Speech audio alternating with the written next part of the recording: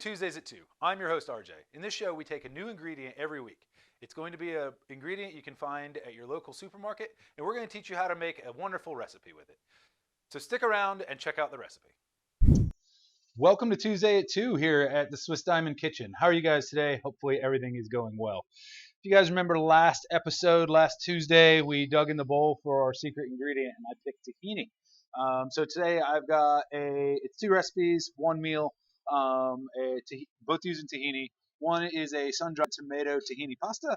The other one is a tahini marinated chicken. So we got a lot to do today. Let's go ahead and get started. First thing I'm going to do is create the marinade for the chicken. You need a bowl. Going to end up putting it in a plastic bag, so if you feel comfortable doing it right in a plastic bag, go ahead. That's what I usually do. I'm going to do it in a bowl so that you guys can see. So normally you would put your chicken breast in. We're using 2 chicken breasts. I've already got today's stuff pre-marinated, so what I'm going to do is make the marinade for you, and then TV magic, it's done instead of 4 hours. So what you want to do is take a 1/4 cup of olive oil in the bowl. Next thing, we're going to do a 1/4 cup of tahini paste. So for those of you guys that don't know, tahini paste it's kind of like peanut butter, but it's not butter. Or I'm sorry, it's not nuts. It is made from sesame seeds, toasted and roasted sesame seeds. It does have kind of a peanut butter, cashew butter kind of flavor to it. But once it heats up, it gets sweet. It pulls all the sweet out of it. So it doesn't taste like, peanut butter chicken. I don't know that would be great. So don't worry about if you're worried about it tasting like peanut butter. It only does when it's fresh. So we'll be cooking it both times. The other thing, again, is there's no tree nuts in this. I know it tastes like there may be, but there's not. It is sesame seeds that are roasted. Next thing we're doing, we're taking a full shallot, and we are going to cut it in half and then tiny dice it. So you cut a shallot just like an onion. The shallot is part of the onion family. If you guys have never used a shallot before, it looks like a little red onion. They normally have, so I don't know if you can see this on the camera, but the layers are kind of all over the place. It looks like there's 2 or 3 onions that grow together. That'll happen a lot. So you just want to go in any of these thin papery layers, just like an onion. You're going to want to pull those off. Those are going to be they're going to be papery, so they'd be weird texture, but they also are extremely bitter, so you want to pull those off. And again, the downside to shallots because of that is sometimes you have to peel a little bit more than just the outer layer. Like you can see, this little part almost comes like a second onion. So I'm just going to kind of chop this up and be able to take the waxy, papery layer off of this one as well. So we are going to use the whole shallot on this. Again, if you haven't had shallots before, they are in the onion family. They are very sweet compared to onions. You would have to cut a whole lot of them for your eyes to tear up. So if you're somebody who tears up with onions, shallots sometimes are a better alternative. They do put the flavor in there, but again, you're going to get a lot more sweetness off of these.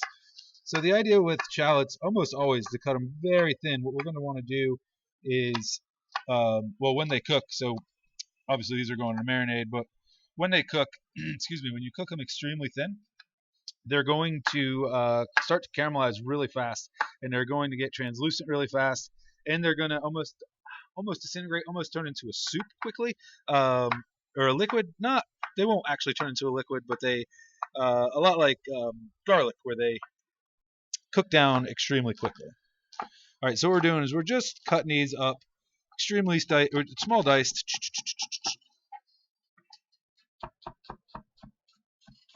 And then we're going to put these in the bowl as well. Everything's going in the bowl for this marinade. So far we've got the oil, we've got the tahini, we've got the onion. So obviously we need some acid. So what we're going to do here is I'm going to take the juice of one lemon. You can use lemon juice at home too if you don't have excuse me, if you don't have lemons and you have lemon juice, totally fine. I like to squeeze mine upside down over my hand. Almost all lemons have seeds. There are some varieties out there now that don't, or that have very small ones. But it's easier to do it this way than it is to pick lemon seeds out of your hands. Again, if you've already touched your chicken and you put it in this bowl, wash your hands first. I haven't touched any chicken, so I'm going to use my hands here. And while you are cooking this later, and you are going to bring it up to temp, and the marinade will be cooked on the chicken, I still highly recommend wash your hands anytime you touch chicken, because you could touch your knife, or you touch your counter, or your kid comes up and you have to help them with the homework or whatever. You just don't want to get chicken everywhere. But wait, before we continue, do me a favor. Click that like button, subscribe to us if you haven't already. Make sure you've hit the bell so you get our notifications, and comment down below. I know you don't like everything I do, so let me hear it. Now, back to the recipe. The seed, we'll pick it out. Boop. So I've already got the pasta cooking, so give me a second while I give this a quick stir. I didn't feel like you guys wanted to sit there and watch me cook pasta and just boil water for 12 minutes, so cook pasta to whatever you're going for. That's in the next recipe. Anyway, so we're gonna mix these up together. We are going to take 3 cloves of garlic. I'm going to smash them.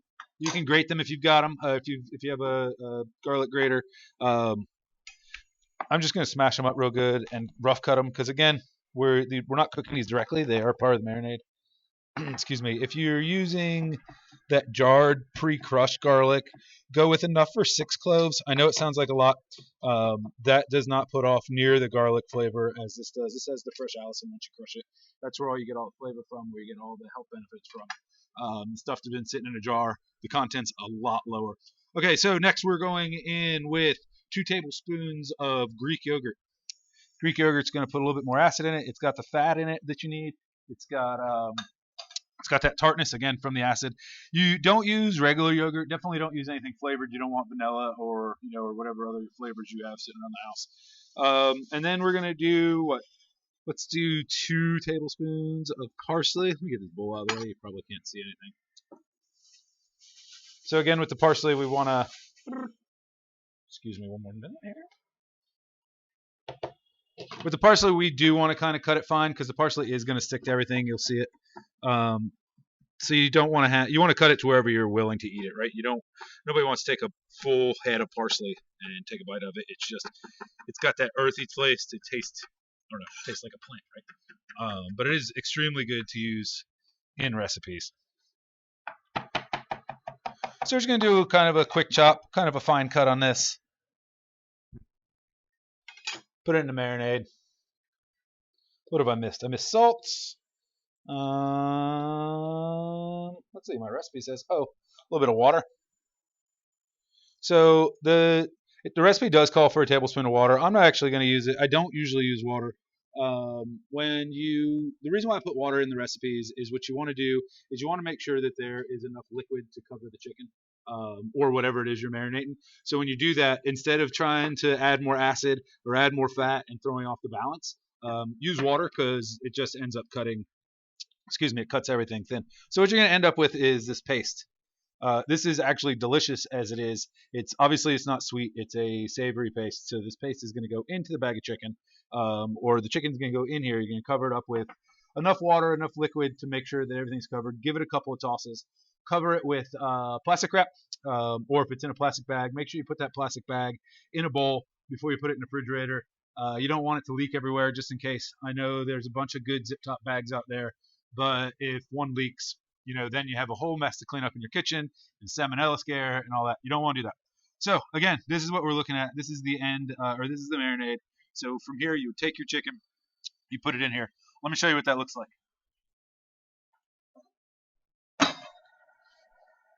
So here I've got chicken that's been sitting for about 4 hours. Like I said, I always do mine in a bag. I feel like I can go in there, mix everything up a little bit better. But it is a little wasteful because I waste the bag, right? So if you do it in a bowl, it's probably better. So this is what it looks like. It's a little bit more liquidy. It's pulled out the salt and the acids have pulled out some of the moisture in the chicken. It's a little bit liquidy. That's okay.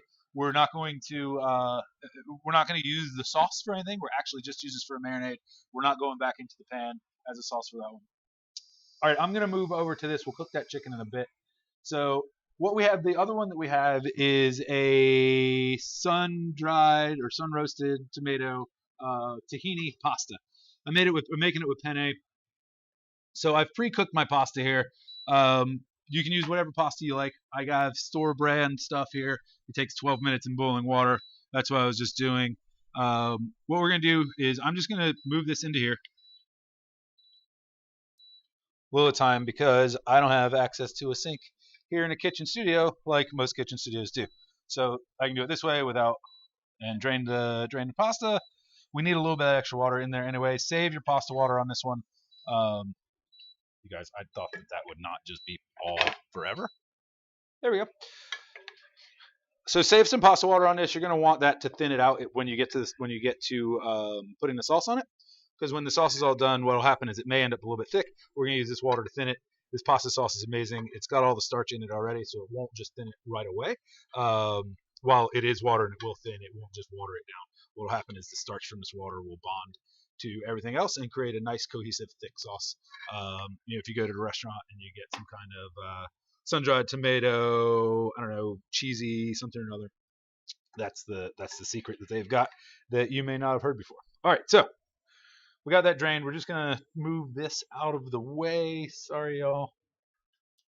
Doop. Need a bigger kitchen. Okay, so cool. That's still quiet. All right, what we're gonna do here is boop. I need a new bowl.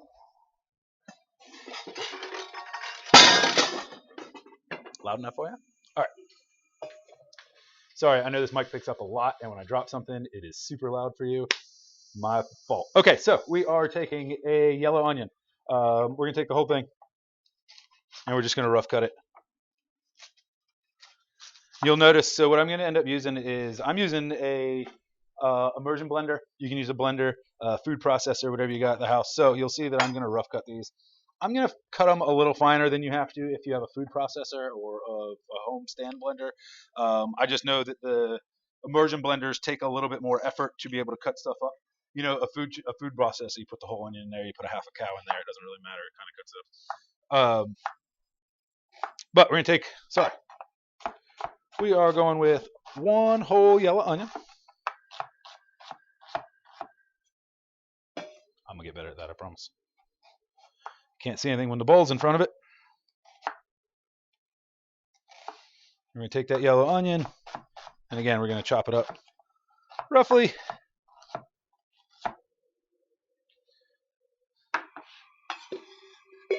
I'm going to take 1 jar of sun-dried tomatoes. For this one, get the jar. Don't get the dried stuff because you want the oil and you want the tomatoes, excuse me, to still be kind of as wet and moist as they can be. The dried out ones, they are fantastic for salads or anything that you don't need the, where it's not going to be the star. For these, you'd have to rehydrate them, and this is just way faster to do this way. They make those childproof. I can't get anything childproof. All right, here we go. So I'm going to take a little bowl. I'm going to pour these out in here. The reason being is because we're going to want to save all this oil. Well, at least most of it. All right. We're going to take these. How much do we need? I don't remember. Oh, about a cup of these. So.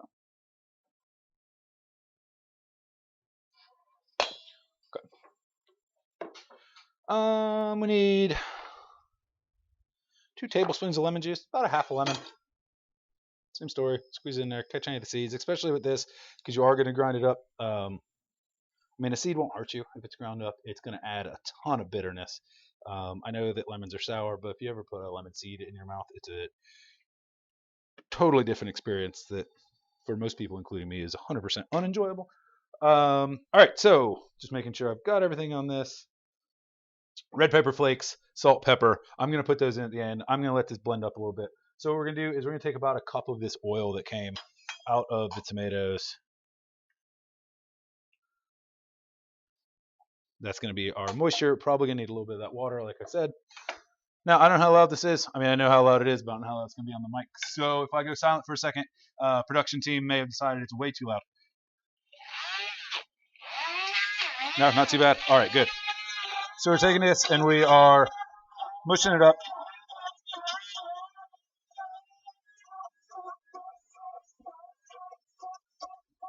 So again, if you guys have a blender, it's going to work a lot better with a hand blender. It works a lot better with a food processor.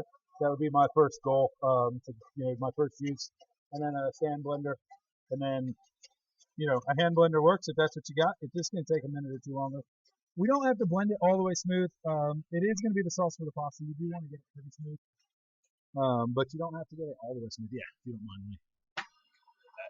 I'm just going to add a little bit of this pasta water just to thin it out.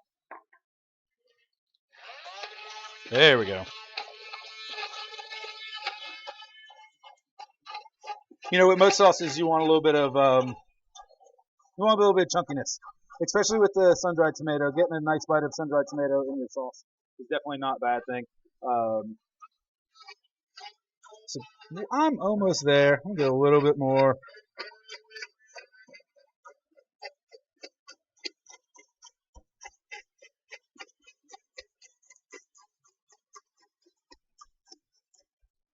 Get a little bit thinner here. Oh, you know what? That's why.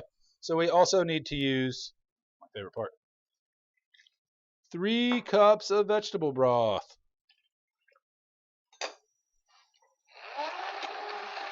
Now this is going to really get cut up. And then I'm going to put the garlic in towards the end. I don't know that it matters. I like my garlic crushed as close to eating as possible. It's probably just growing up with a mom that did that. I'm not real sure why I like it, but that's what I do.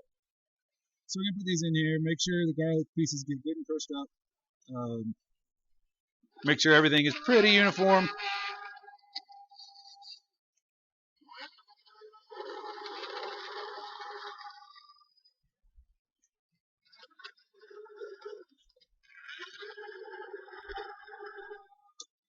All right, so the good thing about this is this isn't a sauce that you have to really cook much beforehand. Like I said, you've already got the cooked noodles here. What I'm going to do is I'm going to throw these noodles over here. I'm going to switch pans because I know that can get hotter. No? This thing doesn't work now. Hold on. I'm turning that on kind of a medium-low heat.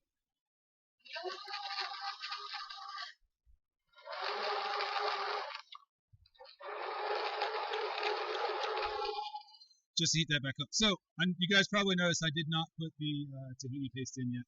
So I want to put the tahini paste in kind of right at the end. I know I said when you cook the tahini paste that it brings out the sweetness, and that's actually what we're going for. The surprising part about tahini is how fast it burns. My production team is brand new, guys. So welcome back. Are we still here? Okay. Production team kicked it. So anyway, so I am going to put it in, but what we don't want to do is we don't want to cook the tahini paste too early because the sesame seeds burn pretty quickly, so we don't want to burn them, obviously. I don't know if you guys have ever done like seared ahi tuna or anything where you put the sesame seeds and you try to sear it. You've got about 10 or 15 seconds. So what we want to do is keep it not burnt. So anyway, we're going to put that in sort of towards the end. So we've turned that on. We've turned on our pasta. We're putting in this sauce. And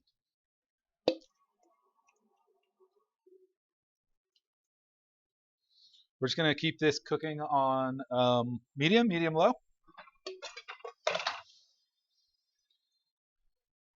Now what I'm going to do is I'm going to take the remaining tomatoes because I got whole tomatoes. If you get them julienne, this part's already done. I'm going to take the remaining tomatoes and I'm going to dice them up here because these are going to go on the top as a garnish.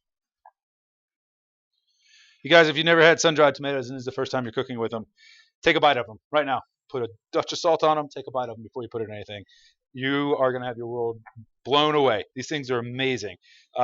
They really bring out the depth in any dish, any tomato dish that you're going for. My secret recipe in a lot of my tomato sauces is sun-dried tomatoes. I don't obviously use them as the base, but I just a couple in there really bring out the depth in this. Anyway, so we're going to move this to the side for the garnish. This tahini is going to go into this pasta in a little while. I'm going to flip this over so I have a semi-clean cutting board. Okay, so that is the first recipe mostly. We're just going to let it heat up. I'll talk you through finishing it up here in a few minutes. The next thing we're going to go over is the tahini grilled chicken. It's going to go fantastic on top of this. It'll also go great with any kind of Mediterranean vegetable mix, tomatoes, cucumbers, red onions, stuff like that, anything pickled. It'll go really good. It's going to be fine. Okay, so what we're going to do is we're going to turn this on.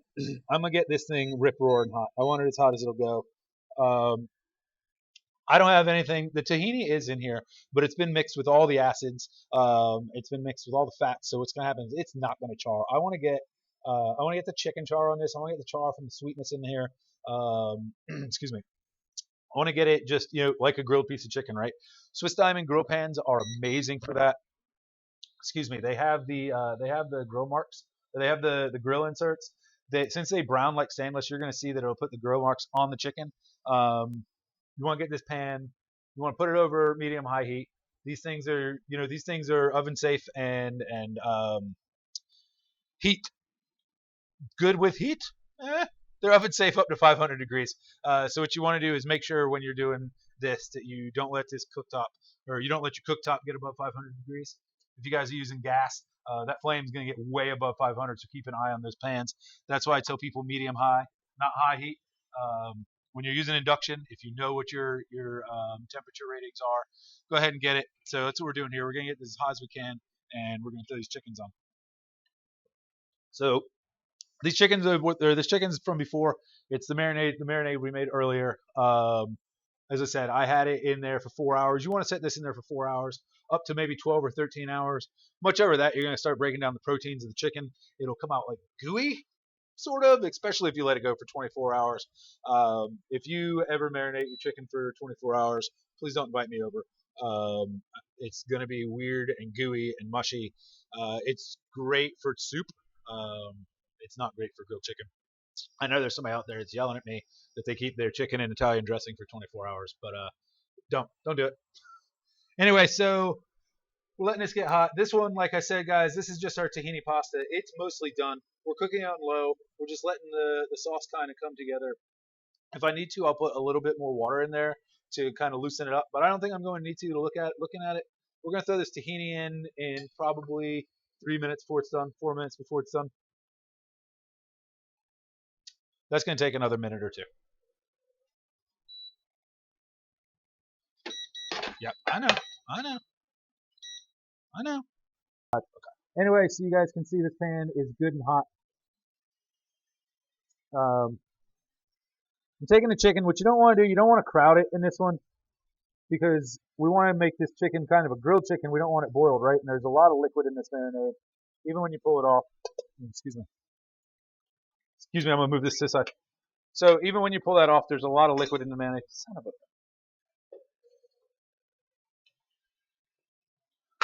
So you want to try to not crowd these so the liquid can disperse, and so we can start to get grill marks on these. So we're going to cook them probably about 4 minutes on each side, maybe a little bit shorter. We'll check them in about 2 minutes. This one is getting closer. All right, so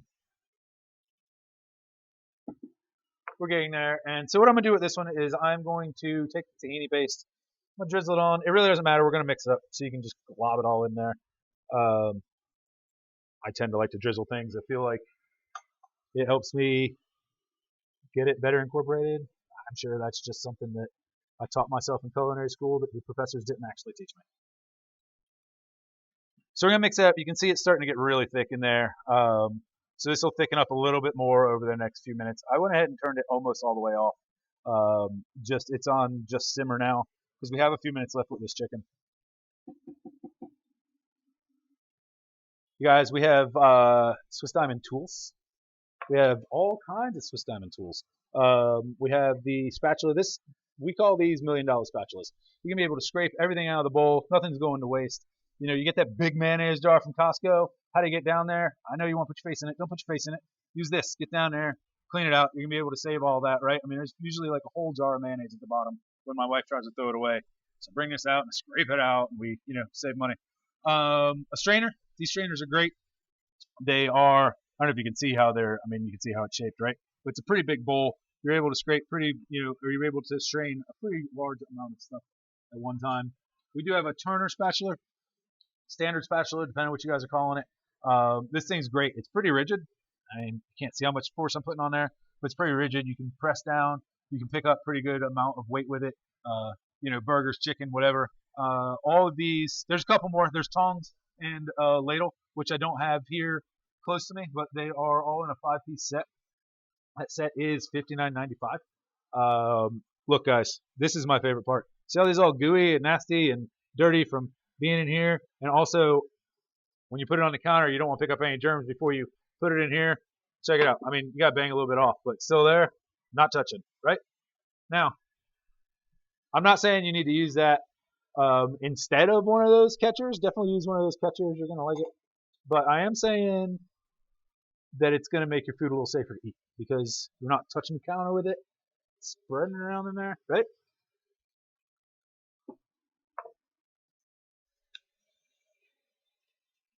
Those are not quite there yet. Give those another minute before we turn them. All right, we can start prepping the garnish and stuff, though. Okay. So I already chopped up those tomatoes. I'm going to take a little bit of parsley. Same as before. I'm just going to cut real thin. You don't have to worry about getting all the stems out. Just get the big ones out of the way. You're going to cut it so small that nobody's going to, you're not really serving them stems anyway. If you're using parsley to cook with, by all means, make sure you're not getting any stems at all. So do that. I'm clean up a little bit here while this is going on. I'm going to, now is when I'm going to salt that pasta. You notice we didn't really put much salt in it, just a little bit. I'm going to salt the pasta now. Salt the chicken. The chicken probably didn't need any more, but it won't hurt it. Excuse me. Do a little quick clean while we're doing this. That has chicken on it.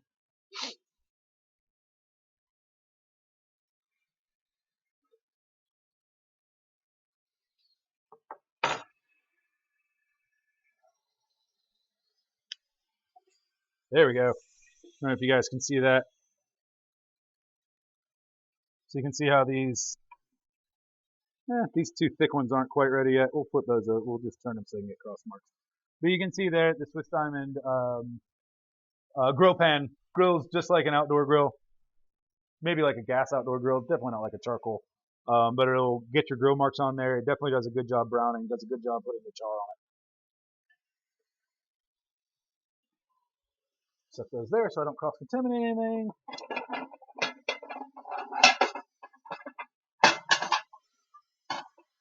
I like making a bunch of noise just off screen so you don't know what I'm doing, but it definitely hits your ears. It's not anything. All right, getting a couple of plates.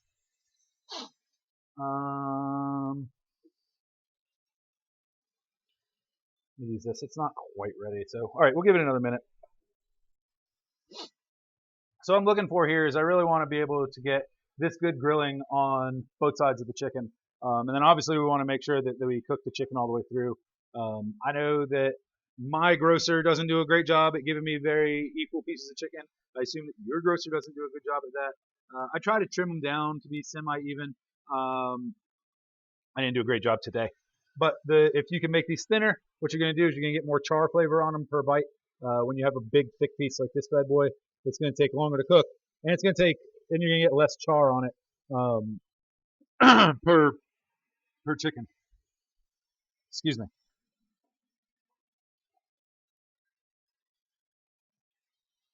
So those pieces are done.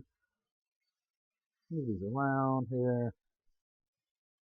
So what's happening, the reason why these thicker ones aren't charring as quickly as the thinner ones has nothing to do with the thickness. I don't know if you guys can see it, but there is it's kind of pooling up the liquid over here. That's what I was saying earlier. You don't want to cook the liquid. We're not boiling the chicken. We're trying to grill it. So since all the liquid was over here, it kind of started to boil the chicken as opposed to being able to brown it. Don't shake your chicken off though. There's plenty of, that's actually really good how it is. Just keep moving around. Make sure you get the char. That's what we're going for. All right, so I'm gonna start to plate this. Yeah, I'm gonna start to plate this. So what we've done, guys, is this is just the pasta that we made with the sauce. There's no extra sauce. There's no need for extra sauce. You'll see why in just a second. I made a full box of pasta. We have many people here, so there's extra. But guys, I know we've had people ask before. No, we don't throw this away. The crew here eats it, and it's easier for me to cook a whole box of pasta than it is to measure out 2 ounces for 2 servings. Excuse me. Which is what you'd normally do either at home or in a restaurant or whatever. All right, so I'm going to pull these 2 pieces. Those other 2 pieces are getting close. These 2 are almost done. So we're just going to let them cook, or I'm sorry, we're just going to let them sit for about 30 seconds off of the grill. I know with steak it's a lot more important, but with chicken what's going to happen is it'll start to tighten up those proteins a little bit as it starts to cool. It'll make it cut cleaner, and that way it won't look like shredded chicken, right? You'll get the more even slices on your piece. It's a better presentation, really. Doesn't change the flavor at all, but it's a little bit better for presentation. So you just kind of let them sit a minute. That's really all. Chicken does cool pretty fast, unlike steak as well. You know, steak you can let rest for about 4 minutes per 6 ounces. So if you have, you know, a big one, you can let it sit for quite a while. Chicken, not the same. They are going to cool down quickly. So that's about it. So now we're just going to take a sharp knife, cut it against the grain on a bias. You'll see they're nice and done. They're not overcooked. The meat's still tender.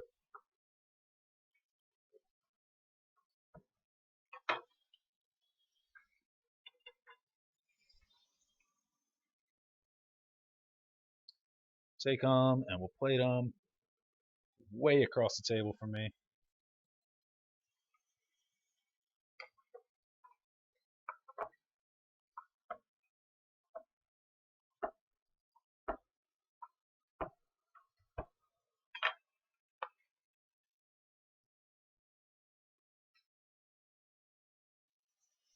These over here are done.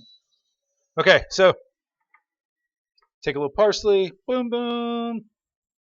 Come back, get a little bit of these sun-roasted tomatoes.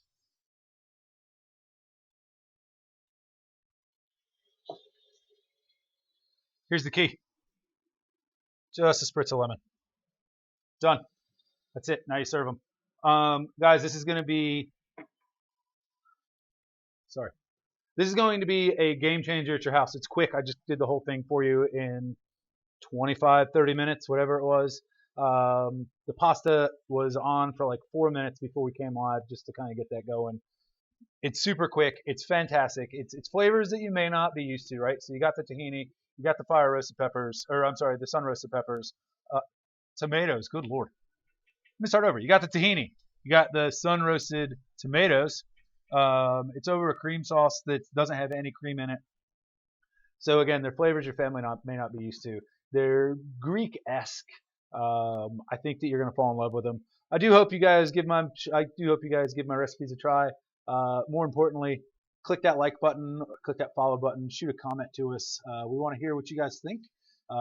It means a lot to us to know that you're there. It means a lot to us to be able to answer your questions. And really, honestly, the most important thing is to be able to get you guys some seriously good cookware. So if you have any questions at all, please feel free to comment below. Shoot us a message over on Amazon. Shoot us a message wherever you can find us. We're there. We are going to answer your questions. Guys, if this is your first time, what I usually do at the end is I pick an ingredient out of the bowl. It's they put new ingredients every day, so I pick it. It's what we'll do next week. There's a chance that I'm not here next week. I do have a colleague that is willing to step in, which is fantastic. So if I'm not here, she'll be doing this. Let's hope we didn't get something that she doesn't know how to cook or is unwilling to cook. Man, I hope it's octopus. Let's see what we got. It is not. It's pomegranate. So next week, we'll be doing something with pomegranate. If I'm not here, I'll be back in 2 weeks. If I am here, I look forward to seeing you. We are still trying to do 2 times a week. I know we didn't make it last week. We had a bunch of people out of town. We're pulling up to our busy season, so our whole staff is kind of out of town, having meetings everywhere. But we are going to try to come back to you guys on Friday. Don't know what we're going to do yet. We're still kind of working that out. If you have suggestions, let us know. We're thinking a mix between kitchen skills, easy recipes. Maybe we'll bring the show outside, do something on the grill. Who knows? We're limited in here as to what we can do as far as recipe-wise, but I am here to help if you guys need anything. Guys, this is RJ signing off. I hope you have a fantastic week. Like always, we love you here at Tuesday at 2's. Brought to you by Swiss Diamond. We'll see you next week. Thanks for joining us. We had a lot of fun. Do me a favor, click that like button, click the subscribe button. If you haven't hit the bell, make sure you hit that. Comment down below. Stay tuned. Next week, we're going to bring you another great recipe.